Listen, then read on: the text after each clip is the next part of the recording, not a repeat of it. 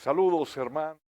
Estamos hoy aquí en Portavoz, un rayo de luz tras la verdad.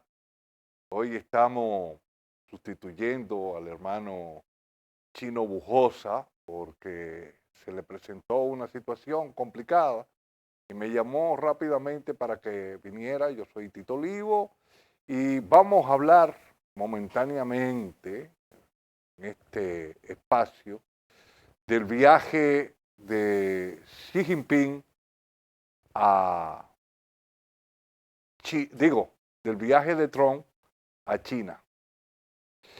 Eh, Entendemos que Trump tenía una situación bien complicada, tanto en Estados Unidos como en términos del enfrentamiento que llevó a cabo con Irán. El tema de Irán le complicó la economía a Donald Trump, pero no solamente le ha complicado la economía a Donald Trump, ha complicado la economía global. Él se fue a un enfrentamiento que entendía que iba a durar por máximo una semana, pero lo tenía programado para 1 o 2 días. Yo creía que iba a entrar, lo iban a esperar con la banda de música y lo iban a proclamar el padre de la democracia de Irán. Todo su esquema que tiene.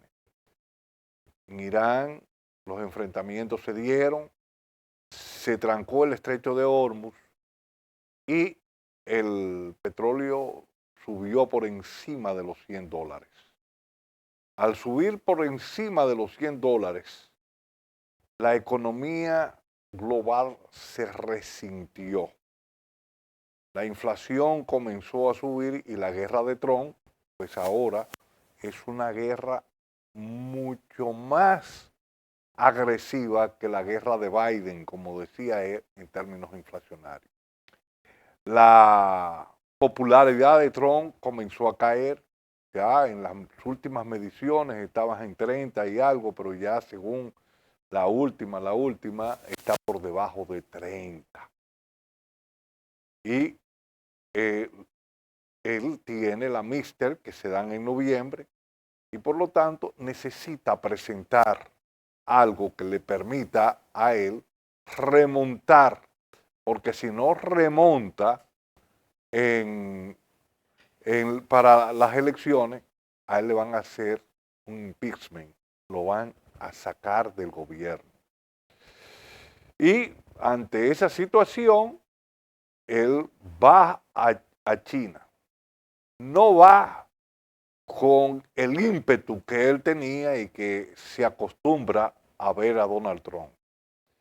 Llega en una situación difícil, con enfrentamiento, ya la guerra en el Golfo lleva alrededor de 2 meses y llega.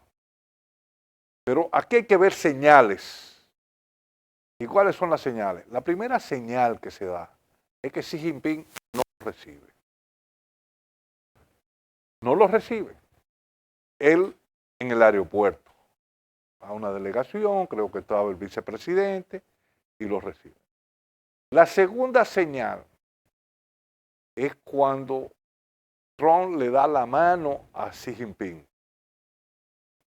Él siempre trata de dar la mano, poner la mano arriba y alar a la persona para que se inclinen a él.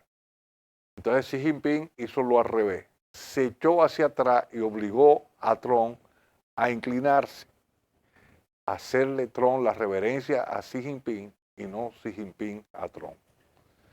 Ahí se comienza a ver la situación. Él plantea una serie de cosas ya en el viaje, hablando ya de cuando se reciben, Xi Jinping entra, da el discurso de bienvenida, lo saluda, él lo saluda, pero se mantienen más o menos fríos, distantes. Él alaba a ese maravilloso país, como dice él, y lleva una delegación de empresarios del área de la tecnología. Y entonces llega y plantea negocios. Él va a vender los microchips, va a vender aviones, va a vender soya y va a múltiples cosas. Pero se dan los discursos. Trump le pide, o sea, entre las negociaciones, que Xi Jinping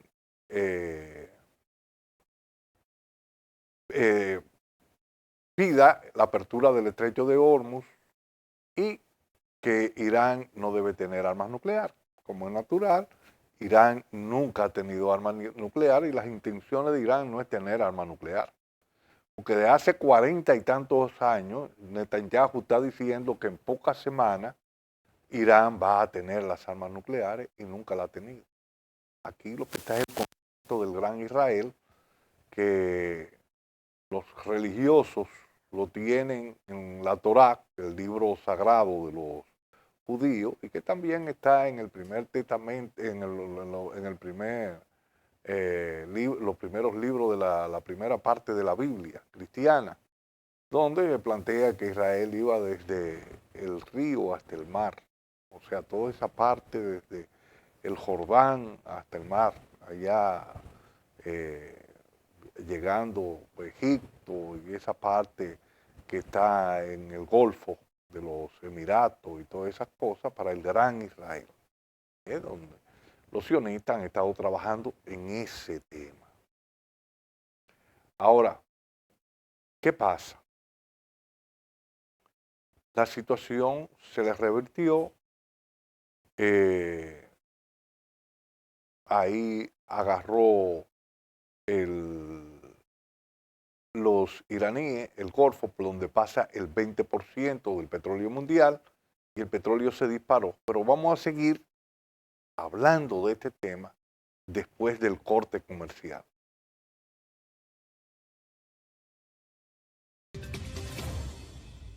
El gobierno del presidente Luis Abinader avanza con determinación hacia el futuro energético con la inauguración de Manzanillo Power Lamp, incorporando 414 megavatios al sistema nacional, fortaleciendo así la estabilidad eléctrica y abriendo nuevas oportunidades de progreso en la región noroeste. Un cambio que se siente, un futuro que ya está aquí, al alcance de cada dominicano. Seaboard, desde 1990, generando a tiempo completo energía limpia. Seaboard, apoyando el desarrollo sostenible y comunitario del río.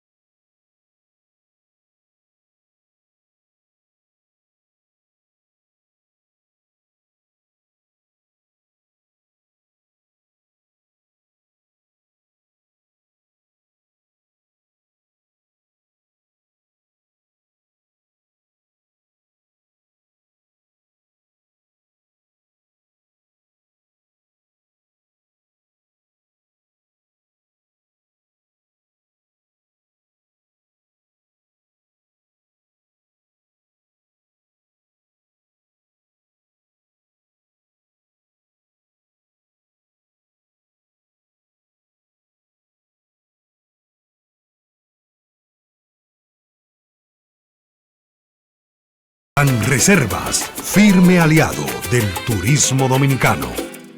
El gobierno del presidente Luis Abinader avanza con determinación hacia el futuro energético con la inauguración de Manzanillo Power Lamp, incorporando 414 megavatios al sistema nacional, fortaleciendo así la estabilidad eléctrica y abriendo nuevas oportunidades de progreso en la región noroeste.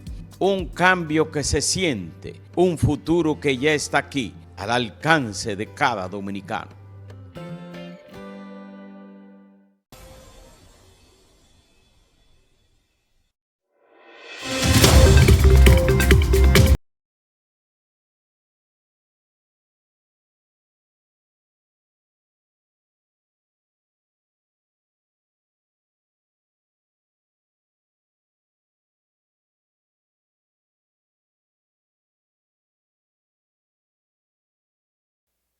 Ante esa situación, ya continuando con lo que habíamos dicho antes del corte, Trump llega porque la economía se le ha caído y llega con todos estos empresarios a tratar de hacer negocio. Y aquí se va a dar otra situación. Y que todos recordamos que hace más de un año, cuando Trump llega, puso de 145% a China y le prohibió a los chinos comercializar con Nvidia, comercializar con los chinos. Ante esa situación, los chinos tomaron medidas.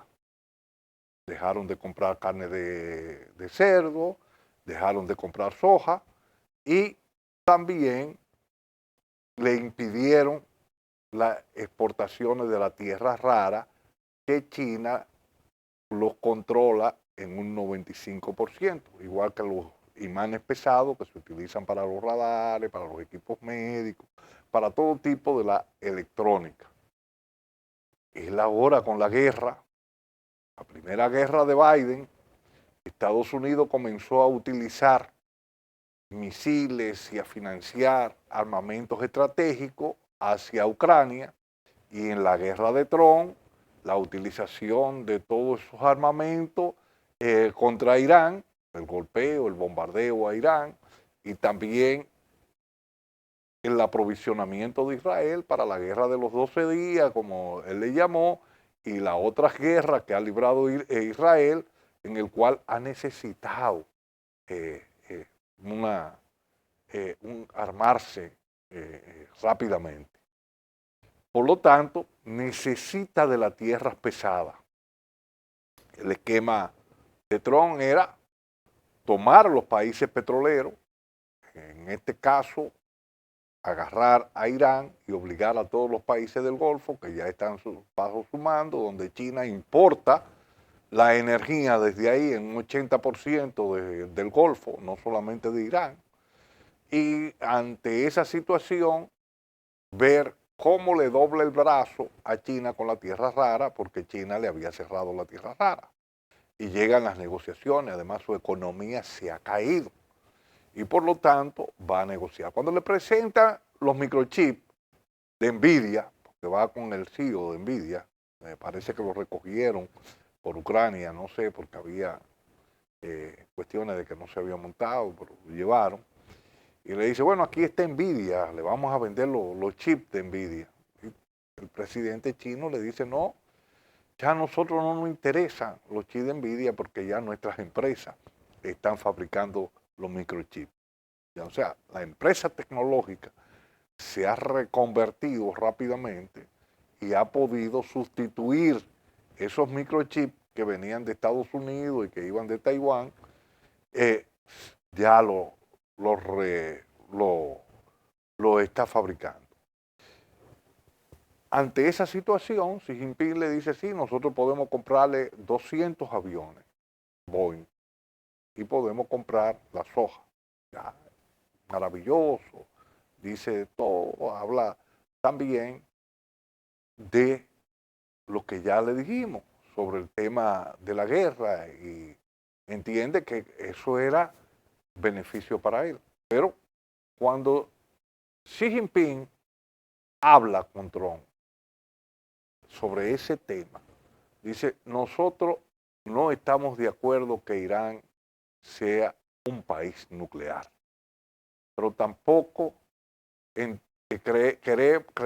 también entendemos que el estrecho de Hormuz debe abrirse, pero también entendemos que los países no deben ser agredidos,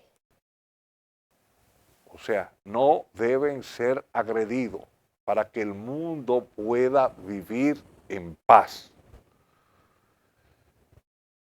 Paz que si se rompe, nos vamos a ver afectados todos. Le está diciendo a Trump que si Irán ha cerrado el estrecho de Hormuz, entre otras palabras, y si Irán pueda recurrir en este momento a la tecnología nuclear, es porque Estados Unidos hizo un bombardeo en Irán, en un país que estaba negociando con Estados Unidos, y le mata al ayatollah y mata a una cantidad de personas, entre ellas más de 165 niñas en un colegio que lo bombardearon. Entonces, Xi Jinping le hace señas de eso. Porque también Xi Jinping sabe, como lo sabe Putin, que si Trump toma a Irán, la entrada de la ruta de la seda a Euroasia por parte de los chinos fracasó ahí mismo. Inmediatamente va a comenzar el mismo proceso que ha hecho en América Latina de tratar de sacar a los chinos.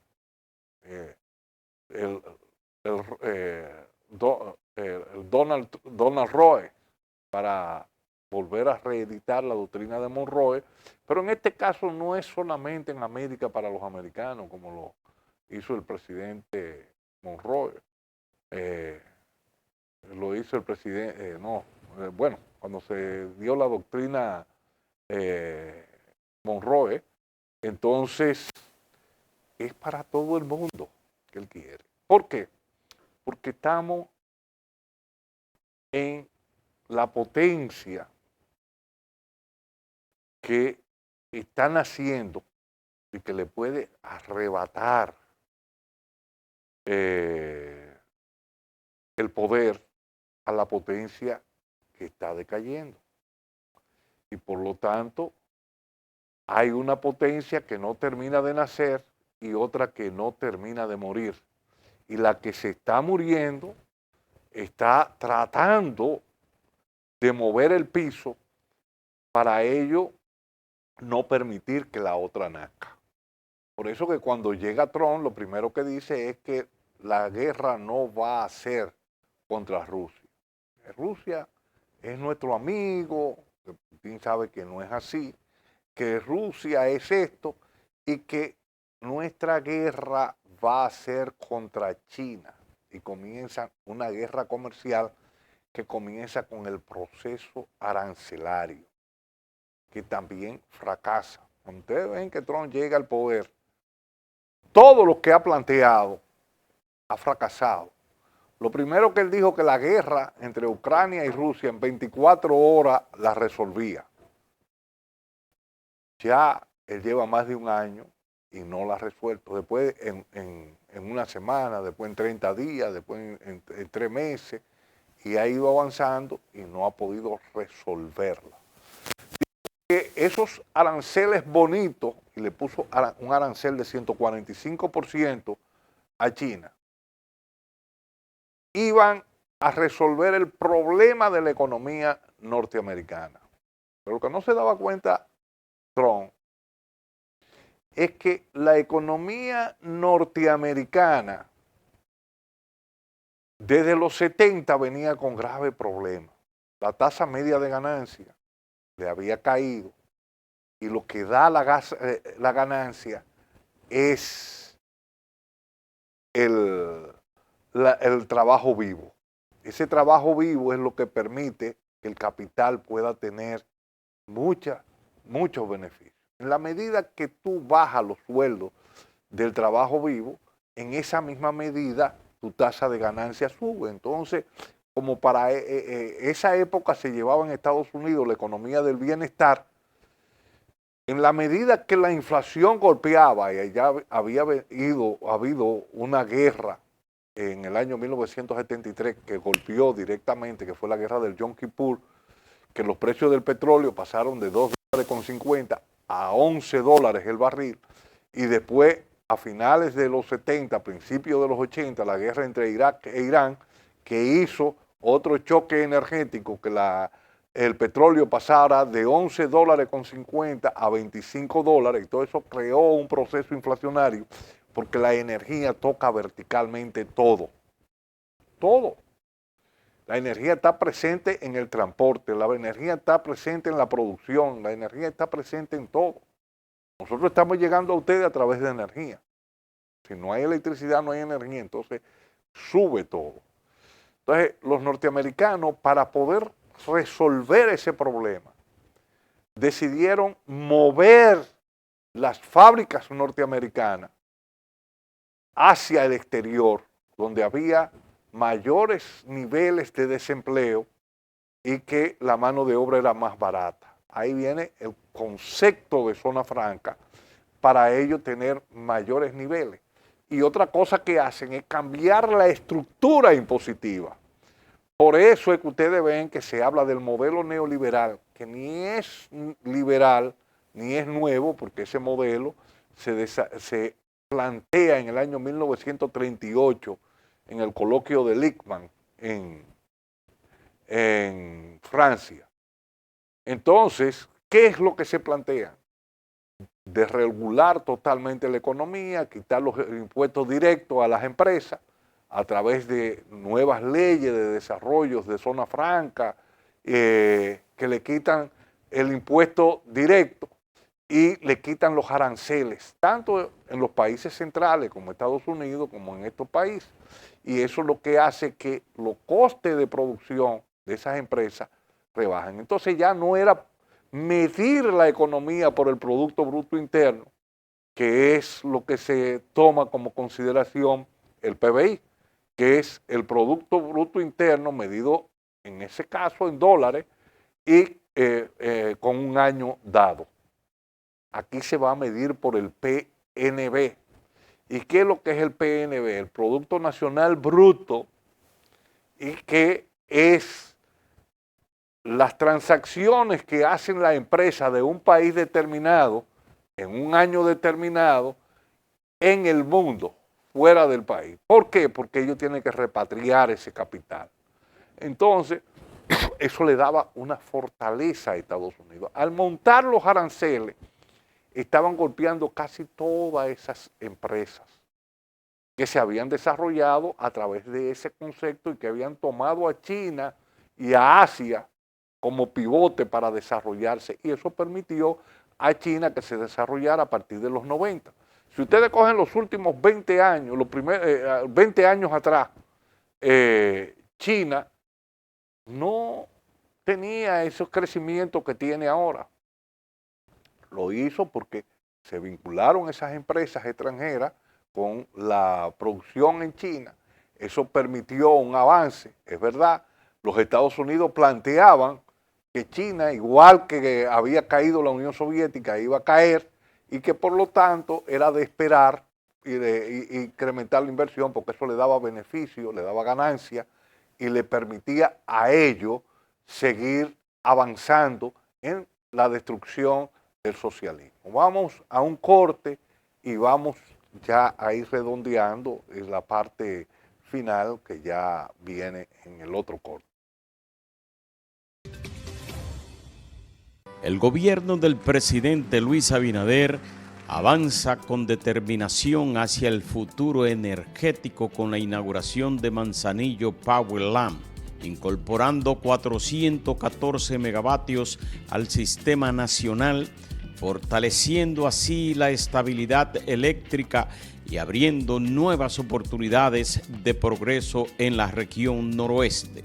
Un cambio que se siente, un futuro que ya está aquí, al alcance de cada dominicano.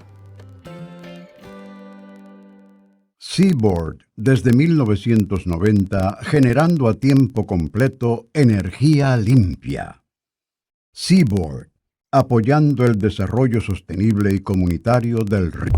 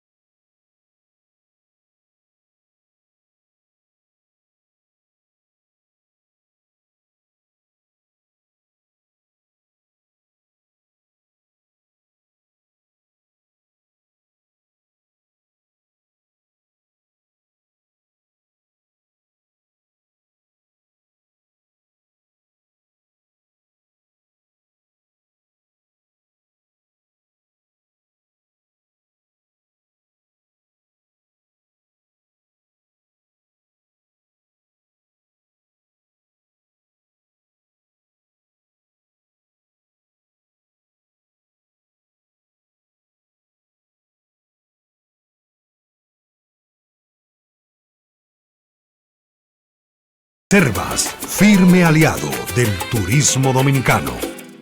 El gobierno del presidente Luis Abinader avanza con determinación hacia el futuro energético con la inauguración de Manzanillo Power Lamp, incorporando 414 megavatios al sistema nacional, fortaleciendo así la estabilidad eléctrica y abriendo nuevas oportunidades de progreso en la región noroeste. Un cambio que se siente, un futuro que ya está aquí, al alcance de cada dominicano.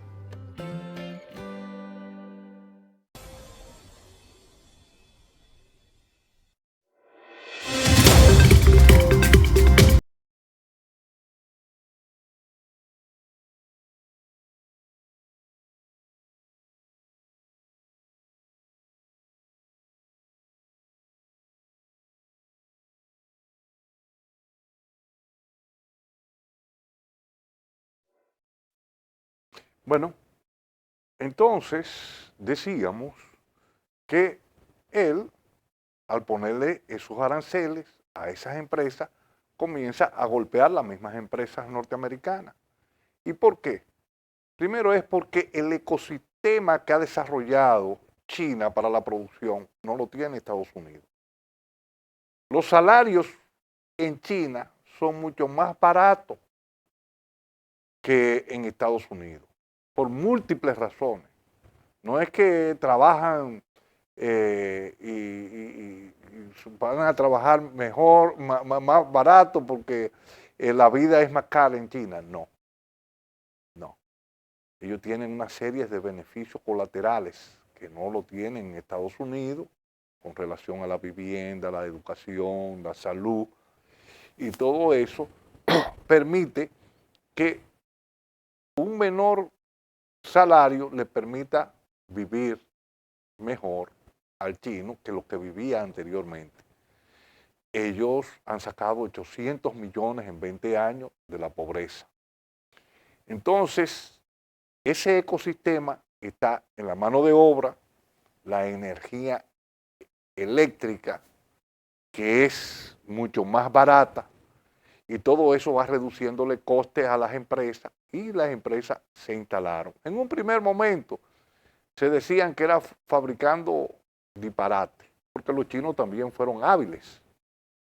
Ellos le dijeron, sí, ustedes van a entrar en sociedad con el gobierno chino. Y los norteamericanos entraron con sociedad con el gobierno chino, no pagaban impuestos, no pagaban una serie de cosas ni aranceles para abaratar, como lo hacen, pero no como aquí, pero se redistribuían los beneficios a final de año, un 51% para China y un 49% para el capital. Después desarrollaron otro esquema que era el que permitía un 33% para el Estado chino, un 33% para los trabajadores en alguna empresa, principalmente la de tecnología, y un 33% para el capital, un 33% para los trabajadores y un 34% para las empresas. Pero eso permitía que los trabajadores ganaran menores niveles de salario y que al final del periodo, con la redistribución de los ingresos que hacía la compañía por el reparto, ellos iban a tener mayores beneficios. Y el gobierno chino se encargaba de hacerle las escuelas, los hospitales y las viviendas cerca del lugar de trabajo, y le hacía también la infraestructura, las naves y todo, y suplía la electricidad para la empresa pudiera desarrollarse, competir y tener beneficios. Pero además las empresas tecnológicas tenían ahí mismo la tierra rara, los imanes pesados para el desarrollo de la tecnología, y por lo tanto eso no había que exportarlo, no había que sacarlo de un lugar a otro, y mantenían altos niveles de beneficio. Pero también los chinos no fueron tontos. Muchos de esos trabajadores eran miembros del Partido Comunista chino, que lo ingresaron a trabajar en esas condiciones, en toda esa fábrica tecnológica, y fueron asimilando el proceso tecnológico. Y de ahí sale Huawei, de ahí salen una serie de empresas que comienzan a trabajar, primero ensamblando celulares, parte de los celulares para entregárselos. Cada uno ensamblaba una parte y se hacía en un lugar. Habían diferentes tipos de empresas que iban haciendo parte y la iban colocando, así igual que con la computadora, y otros desarrollando software y cosas, hasta que después se integraron y comenzaron a desarrollar. De ahí dieron el salto. ¿Y cuál fue el salto? A producir celulares. Eso que decían, esos son maquitos. La gente decía, eso es un maquito, eso es una vaina china, eso no sirve, qué sé yo cuánto. Y ya los chinos pasaron después a competir con los norteamericanos. Los chinos tenían pocas patentes 20 años atrás. Ahora tienen el 50% de las patentes. Van desplazando a Estados Unidos de todas las áreas. Tienen ya la línea de 6G, no de 5G, de 6G, van por delante. Y Estados Unidos lo que ha hecho es que ha comenzado, para poder competir, ha comenzado a decir que Huawei es una empresa vinculada al Partido Comunista Chino, y que por lo tanto el portal de atrás de los celulares sirve para espiarlo, y comenzó a tratar de bloquearlo y a sacarlo, y ellos comenzaron a desarrollar tecnología. Había la parte de software que no se lo permitían desarrollar. Ellos comenzaron a desarrollar o a utilizar lo que eran de empresas norteamericanas. Pero esas empresas norteamericanas, a pesar de Trump poner los aranceles, muchas no quisieron irse por el problema que se daba en las relaciones con China, con la tasa de ganancia que tenían. O sea, esa tasa de ganancia era mucho más elevada. Y con los aranceles, los mismos empresarios norteamericanos demandan a Trump y lo obligan por una ley, por un juez, a devolverle miles de millones de dólares que habían tomado por los aranceles. ¿Y por qué la industria norteamericana se sentía resentida? Primero, porque ellos no solamente golpearon a los chinos, golpearon a Trump con el Estados Unidos primero, América primero, American, no me acuerdo cómo es que se llama en inglés, hablo poco inglés, que se ha convertido de maga a amiga. Se ha convertido porque es a Israel primero, pero además amiga, nosotros sabemos que la amiga es la paja. Ellos han destruido la economía norteamericana y la han vuelto una migaja, o sea, la ha hecho una amiga. Entonces, golpeó a México con aranceles, golpea a Brasil, pero principalmente a México. Entonces, parte de los componentes de los vehículos norteamericanos, porque iba a revivir la industria, el cinturón del óxido para revivir la industria automotriz norteamericana, parte de todos esos componentes vienen de diferentes partes. Esos componentes que venían de China tenían un 144% de aranceles. Entonces, esa empresa norteamericana pagaba esos 144% de aranceles porque no se fabricaban en Estados Unidos. Porque Estados Unidos no tiene los imanes pesados, no tiene la tierra rara y por lo tanto tenía que importarlo de China para mantener esos componentes electrónicos que necesitan los carros.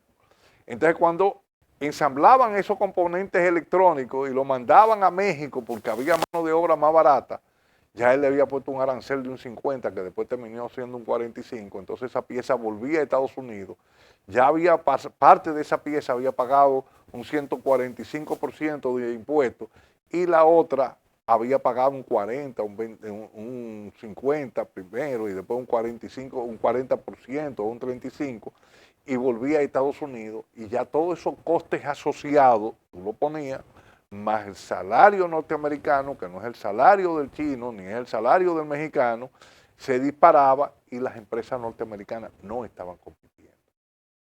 La economía norteamericana comienza a resentirse, él decide entonces viajar a China para tratar de ver cómo puede remontar.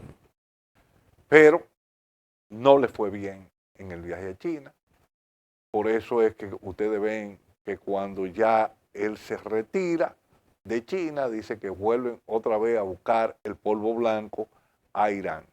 Vamos a ver cómo le va y ojalá que eso no se extienda porque ya hay un informe de Morgan Stanley que dice que si el petróleo llega a 150, 180 dólares, la economía global no va a poder asimilar ese choque y va a haber un proceso recesivo global que va a ser peor que los procesos que hemos vivido anteriormente.